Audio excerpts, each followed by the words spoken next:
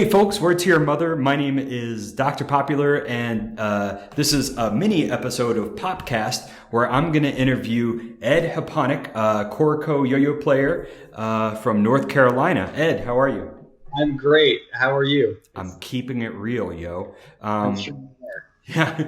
Yeah. So Ed, I want to talk to you about your new project that you're doing with Drew Tetz. The project is called the Bandalores Project. Tell us about it. I was stoked to receive a text from Drew a couple weeks ago, maybe more like a month ago, I guess now. And he was basically like, "Hey, I don't know how much time you've got, but I would really like to see the development of a tutorial project that would kind of promote more of the stuff that we've been doing for a long time. Because for a while, Drew and I were just texting tricks to each other, which were kind of a little bit off the mainstream. They were mostly responsive tricks. They're mostly fixed axle tricks, actually. And then from that, we kind of started to develop more of just this like ping pong style and approach to developing new tricks. And we started to collaborate on this Fixed Friday column on Yo-Yo News, where we would kind of bounce week by week, and we would try to kind of look at a particular element of what we saw as kind of a new developing fixed axle style, and try to like really break it down. And some of them were like really in depth, and honestly, like we bit off way more than we could chew. We would go for like 45 minutes on these diatribes and get really into it. And that after that was done, after it ran its course, we just kept kind of coming up with tricks, but really didn't pay much attention to new players and the challenges that they kind of ran into if they wanted to start, because it's got a huge learning curve. Fixed axle yo-yoing and responsive yo-yoing in general, it's really hard, and we had kind of neglected some of the fundamentals and the basics. What's been amazing is for the last year or two, more and more players have kind of gravitated to fixed axle, and they have kind of really pushed the style in some new directions. And it's been really fun to watch because it's been based on a lot of the elements that Drew and I, discussed and kind of texted to each other. And it's just so fun. And also companies have kind of produced new yo-yos that are kind of based around this too. We've got, obviously Corco has put together the Alley Cat, and then most recently the Alley Cat 650B. You've got the Deep State by One Drop.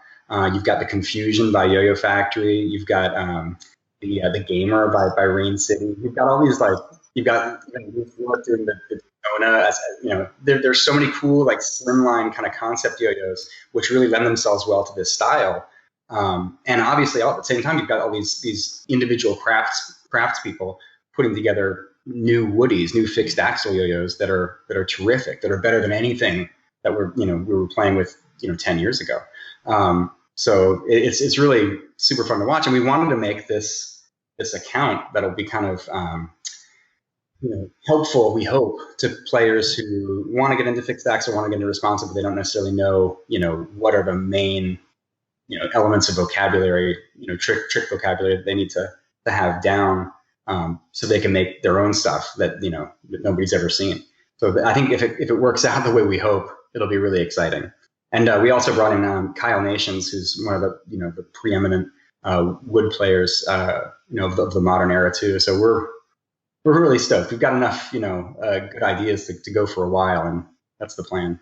I feel like when we're talking about responsive yo-yoing, 15 years ago, all yo-yoing was pretty much responsive, and there was this race to make a wider and wider yo-yo, and the only thing that kind of really stopped us was the ability to get the yo-yo back up to your hand. And when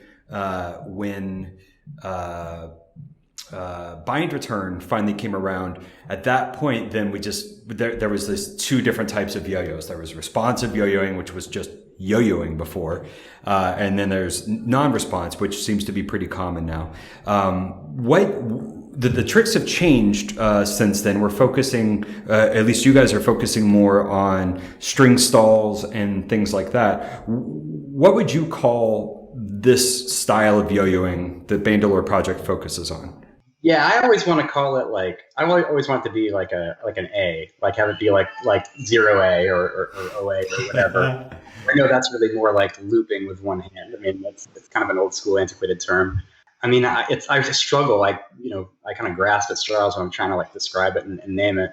So that I guess I default to 0A, but it's really funny to hear you kind of like talk about that too, because like yeah, it came the way this developed is really interesting because back 10, 15 years ago, everybody was trying to eke out as much spin as possible from responsive yo-yos and even from fixed axle yo-yos. When I started playing fixed axle, it was really about a challenge. I remember talking with Jack Rinka and Spencer, and we would be like trying to do stuff like cold fusion on a no jive, or gyro flop on a no jive was like the big one that like we couldn't like, figure out for a long time. And it was all like doing like these harder 1A tricks with these limited materials. And then I think once we kind of ran into stalls and we realized that like once we're in a stall, we can still do stuff. It's weird, it's different, it's in some ways it's a little harder, but it kind of was its own thing. And that kind of pushed the style into some new territory. So I'd say, probably 95% of the tricks that I do now involve some kind of stall. I mean, even when I'm playing unresponsive, I'll bind right into one and I won't even think about it. It's just like, it's definitely just part of my trick vernacular at this point. So yeah, it's funny that like it was one thing trying to contend with limitations, and then gradually it's been about embracing the limitations and doing something with them. That's kind of where we're at now, I think. But it'll change. It always does. Yeah, I think, well, first off, if this was in a contest in its current form, it would probably by default be in 1A. It would just be like a sub-style of 1A. But technically, if Mobius is 1A, if Washing Machine is 1A, then this would be 1A. But I tend to think of this as modern responsive. And modern responsive yo-yos are totally different than old yo-yos, in that you still want the response, where before we were trying to really push that gap. And on top of that, modern responsive yo-yo play, which is not the official name, it's just what I think of. Modern responsive yo-yo play is different than just like old school. Like old school, there was this reaction to ball bearings, and there was a lot of people who are like, yeah, but can you do Shoot the Moon? And Shoot the Moon is still hella fun, but it's no longer about how long can you get it to sleep. It's this whole technical style that's really sprung up, saying, well, this is a different type of yo-yo. Let's do a different type of tricks with it. And I actually think of it as a little bit more like kendama or juggling than yo-yoing. And I would say that we probably wouldn't be in exactly the same place without the kendama boom of about 5 years ago. I mean, I think that kind of really, we were already doing stall tricks, and I think Drew had already come up with the kickflip at that. But I think it really kind of helped us to say, once things are not moving, you can still kind of control the yo-yo in the middle of a trick, and it still is part of the trick. And I think the kendama revolution kind of helped solidify some of those concepts. Like for sure, like I wasn't doing, backhand stalls or like, using my body to try to balance the yo-yo in the middle of tricks in the same way before I hit bird on kendama, for example. So I think there's definitely a very real relationship there. And I think it appeals to a lot of kendama players too. Because it's really the same kind of skill set. It's really like about like using your knees and trying to minimize the amount of vibration in the middle of the trick you're trying to hit. It's very, very much related. So I want to talk about for people who are new to this modern responsive play. What are, like, can we break down the essential elements of the tricks? Like, obviously there's still responsive play, so you still have, Shoot the Moons and looping tricks, basically. What are the other elements of responsive play? Yeah, I mean, I think it differs a little bit from player to player, but I mean, most of the tricks that I do are going to involve either a side style, trapeze stall, double or nothing stall, 1.5 stall, something like that, or they're going to involve like a front style undermount stall or split bottom stall or something like that. And they will sometimes, go from one to the other, sometimes transition between those in the middle of a trick. It's a lot like skating. like skateboarding in that when you, and a lot of the tricks that we've come up with, we kind of steal skateboard names for that reason. You throw the yo-yo down, you get into a position where you can manipulate it in some way. Like for example, a kickflip or a varial, we throw into a trapeze stall. From that static position, we make the yo-yo hop up and do something. In the case of a varial, it does a 360-degree rotation, and then we land it back on the string. And then we regenerate it the other direction and get it back again. And that's kind of like in skating, you ollie, you manipulate the board in some way. So maybe you do a kickflip or a shove it or what have you, and then you land on it and you roll away. So it's kind of analogous in that way. You initiate a movement, you do some kind of a manipulation, and you roll away. And I definitely still think that the classic elements like the loop out and the flyaway dismounts that were so popular around 2001, shoot the moon into lunar landing. Some of those classic elements are totally inextricable from the tricks we're trying to do. I mean, I end probably 75% of my combos with a flyaway dismount, and probably the other 25% are into like a shoot the moon kind of exit. So they definitely are. You can't really separate them, and I love the way that it kind of blends new school and old school. Most modern responsive yo-yoing is very, very new school. Like it's quite tech too, and it's small and it's weird, and it really is dependent on very tiny infinitesimal movements to make it work. So it's really technical, which is one of the reasons why I think the Bandalore Project is important, because it's really hard just to jump into it without any background or any prolonged exposure to it. Can you describe for people, because we're not doing the visual tricks, can you describe when you say like a string stall? What is that? Yeah, so when you're throwing a breakaway, and typically you would want to, with a responsive yo-yo, you'd want to minimize the amount of slack that's in the string as the yo-yo comes around your finger. If you're not careful, the yo-yo will respond and come right back to your hand, or it'll whack you in the finger or whatever. But when you're trying to do a stall, you want to allow some of the slack in a controlled way to work within the response mechanism, whether it's fixed axle or ball bearing with response pads, so that it engages the response and it starts to come back, but it comes back in a controlled way over your finger and it lands back on the string. So like, not to put too fine a point on it, but like if I've got my forward pass and I throw it out and I catch it right on the string, it's going to land right on my finger, right? It's going to be like structure, and then you just regenerate it and bring it back to the hand, and it becomes really, really natural. But that's the first little stumbling block that people run into. And I mean, I still remember the first time I did that on accident. I was playing with a no drive in my kitchen, and I totally remember the first time I threw breakaway, and I was just intending to like land on trapeze, and it responded early and it landed on the string. And I was like, cool, that's a thing. I'm really excited. I wasn't the first person to do it, but that was totally new. I'd never seen it before, and I was so excited about it. And then learning to regenerate it in a controlled way was equally exciting. Learning that I could do it on the other side on Brother was equally exciting. So yeah, I would say the trapeze stall is the most fundamentally important piece of the puzzle if you're going to try anything with regard to modern responsive yo-yo. It is kind of our version of the ollie. You're not going anywhere in street skating without that element. And likewise, it's the most fundamental building block. So if I were to take a stab at breaking down the elements, and you can kind of correct me on these or add to them, the fundamentals that I see in this type of responsive play, again, you have loops and regenerations, which we haven't talked about, but regenerations themselves are oftentimes a type of trick. You have the trapeze kind of string stalls, and then you have the tricks from the string stall. So like the varial or the suicide, which those are both crazy hard. I have not hit yet.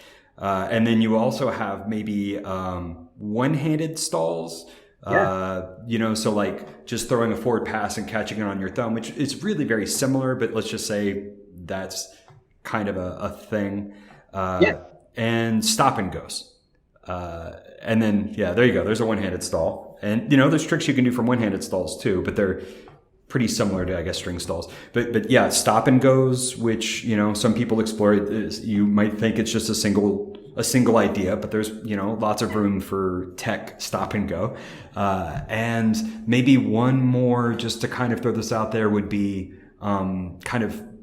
unfortunately, we use the same name, but like back of the hand stalls, which are oftentimes more of a bounce rather than a pause. Although, yeah, I mean, you guys have been doing kind of balancy, contact juggly kind of things with those stalls. Where you're in a undermount stall and you pop it up and you land it so that it's actually sitting there on your hand, and then you find some way to pop it back up and land it in lunar landing or some other stall. That's another element that I don't know that a lot of other people are doing that, honestly. I don't know that that's really a fundamental piece of it. I definitely think one thing you mentioned was stop and go. And I think it was a really big and kind of like unsung deal when Justin Weber came up with the idea that you could take stop and go and Eli hop directly out of it. And when you bring it back up to stop and go in trapeze, and then you actually Eli hop directly to send the yo-yo out and then bring it back, that opened some floodgates too, because now you could Eli hop and regen vertically from stop and go, and then land it in another stall. You could land it in his brother, and you could land it in a chopstick stall, which is a whole other element. So stop and go is a huge technical doorway that you can go through too. But I think you outlined most of the main stuff. The other one, the big thing that's also important to consider is when you're in a stall and you regenerate, you can't you're restricted to catching the yo-yo in only one side, only one kind of, I guess you can use polarity, where like you throw a trapeze stall, if you regenerate it and you try to bring it back in trapeze stall, it'll just kind of bounce off the string and won't land. You could catch it in a brother stall, you could catch it in an undermount stall, but only one side of the spin direction works with any given stall. So a lot of the game is trying to figure out what holds and what stalls can I flow between, without regenerating, or if I regenerate, what am I limited to catching on the next one?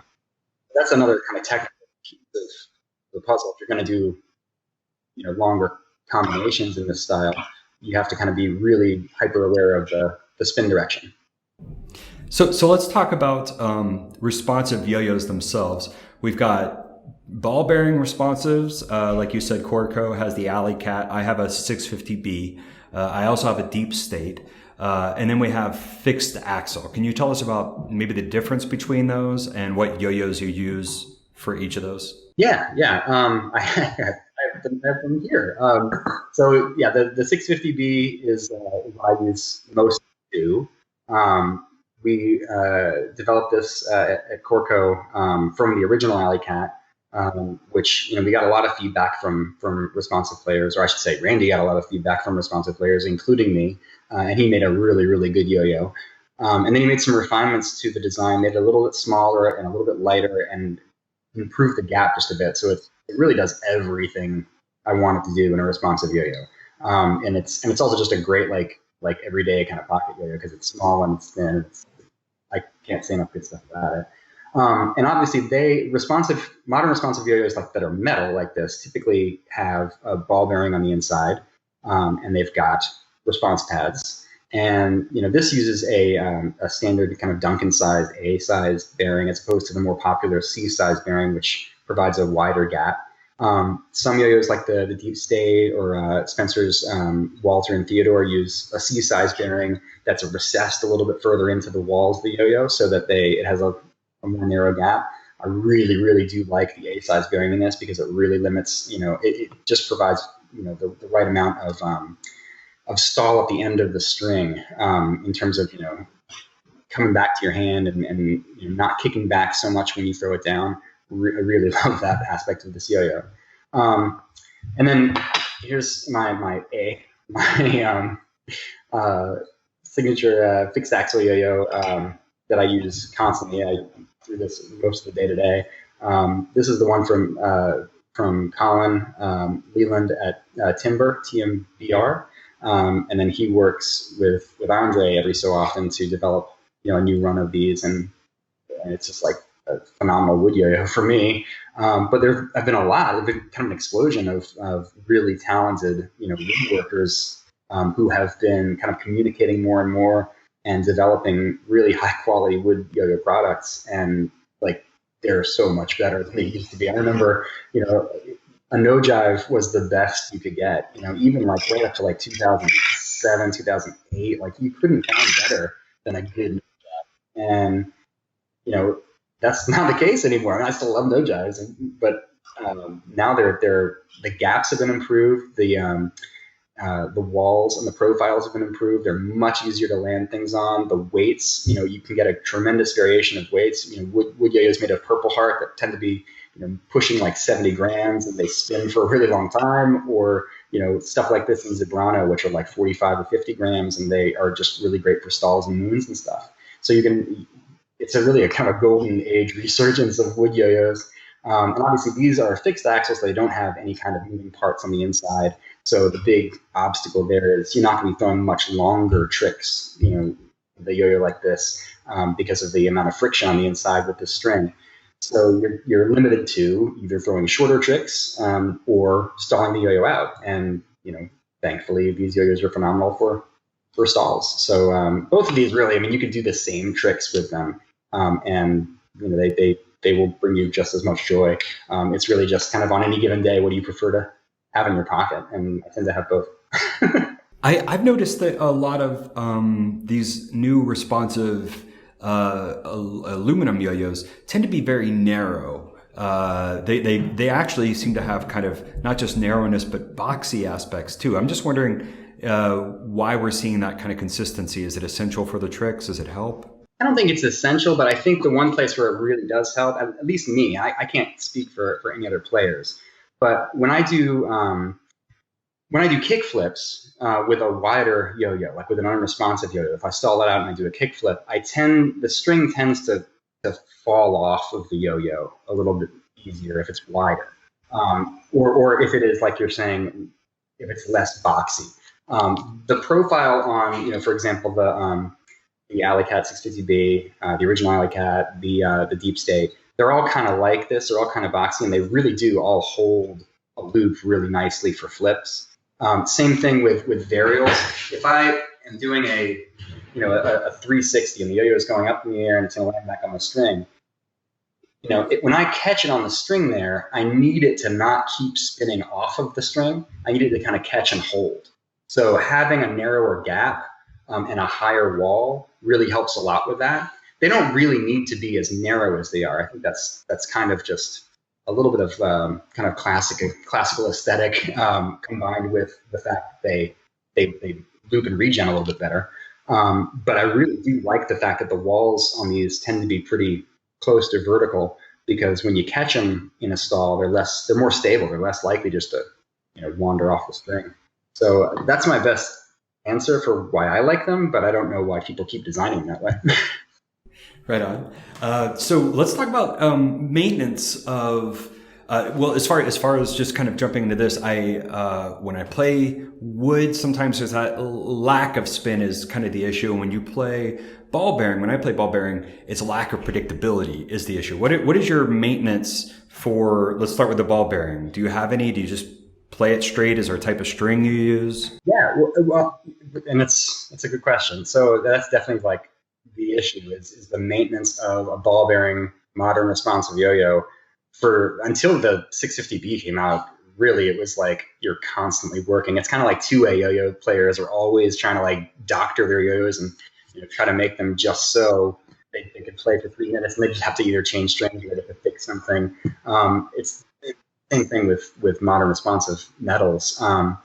I do think that the 650B is pretty much set it and forget it. Like, you use a greasy bearing, you use the right kind of string. I have a string sponsor that makes it's Yo-Yo String Lab, and they make a Type X string that works terrific for pretty much all the stuff I like to do. That works really well with the 650B. But some people really like a thicker and wider string for more responsive play, which is totally awesome. You have to make sure you've got a well-lubed bearing. either you can use thick lube or you can use grease, or you can just, I don't know, rub some dirt in there. You just can't have it spinning, too quickly and too fluidly, or else, you want some friction in a modern responsive yo-yo. Otherwise, it's just not going to respond predictably. My old benchmark is, can I do, shoot the moon, 3 reps, and then go right into spirit bomb? If I can hit both of those tricks on a yo-yo, then I know I've got it kind of dialed in right for me. I don't check it that way like every day, but like for sure, if I can't do those 2 things, then I need to make some kind of adjustment. And fixed axles, I think, a little bit easier to maintain because you do have to change strings much more regularly, because you're going to run into the issue of, again, friction running against the string and rubbing them down, and they will pretty quickly erode and break if you're not careful. So certainly being aware of where your string is in terms of replacing it. But honestly, I throw stalls so much, and I throw so few like long tricks or around the worlds, that I can't remember the last time I spontaneously broke a string, even in fixed axle. So, but I do use different string. I do tend to use cotton with wood axles, and again, I use Yo-Yo String Lab Type X with pretty much all of my bearing yo-yos. So yeah, I think it's a lot easier now to maintain than it was for a long time. Like it was definitely a scramble to stick as much lube as possible into these responsive yo-yos to get them to stay. And even so, you had like maybe 2 hours of play before it got loose again. And it would get all over the string too. You'd have like that feeling of like the lube like kind of permeating like the end of the string a little bit, and it gets your hands on it. Gross. So anyway, it's a battle. It is more of a battle and something more to be conscious of than if you're playing just regular 1A yo-yo, where you can pretty much play for a week with the same nasty string and it'll still be okay. But I like that aspect of it. I like the fact that like you kind of have to tinker with it and make sure everything's just so. That's actually good to know that maintenance is part of it. I think I had thought you just get the yo-yo and just throw it, and that's the way it is. And then sometimes the yo-yos lose their responsiveness, and I would add some like 1-drop lube, and then they're way unresponsive. So like I'm apparently using the wrong lube. I even just recently ordered some brain lube from eBay, and I know I could have just bought something from the hardware store, but it sounds like I'm on the right track now. I'm finally catching up that you actually have to maintain and grease up your yo-yo. Yeah, brain lube works great. Honestly, just like you said, grease from the hardware store works great.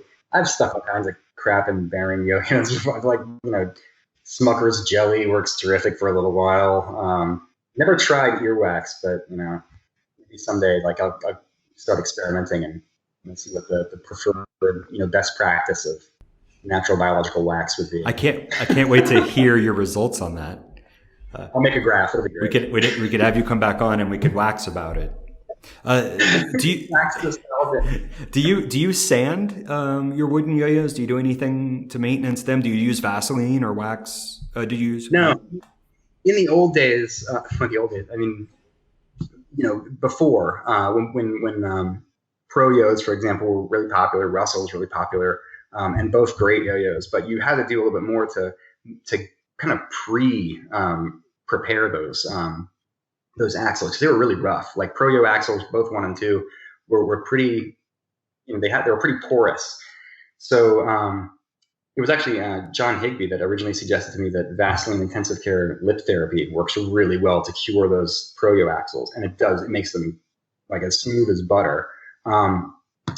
Same thing with Russell axles. The big thing with Russell axles that I found was if you wrap a string around them like 1.5 times and pull it through, and you did that for just a couple of minutes, it made those axles just so much better. But yeah, if they were just stock, they would be like Tom Kuhn axles were always pretty good. Those really smooth birch axles. If you threw them really hard when they were brand new, they would kind of leave a scorch, and that scorch would like just be there, be like a skunk stripe. It would never go away, and it would also like help kind of cut strings pretty quickly. But again, just a few pull throughs with a cotton string would take care of that. That's all I really had to do to prep them. I never really waxed, my axles or my string. A lot of people, swear by that, but I've never really found a compelling argument that it makes a big difference. Now that people are mostly using walnut axles or other really hard woods, they tend to not be so porous, and they tend to be like really smooth. So like when I get a new timber yo-yo, I don't have to do anything. I really just kind of throw it for a couple of minutes, do some sleepers, and then it feels like it's pretty much good to go. So that's the best. Well, Ed, I really appreciate you coming on. Congrats to you and Drew on launching Bandalores Project. If people want to find out more about the project and about you, what's the best way to do that? Well, we've got a YouTube channel, which is youtube.com/Bandalores. Bandalores, Bandalores. And the same for Instagram. Our Instagram account is instagram.com/Bandalores. So, either one of those is probably ideal. Also, we're on, Facebook, the both of us. So hit us up anytime if you have any kind of questions.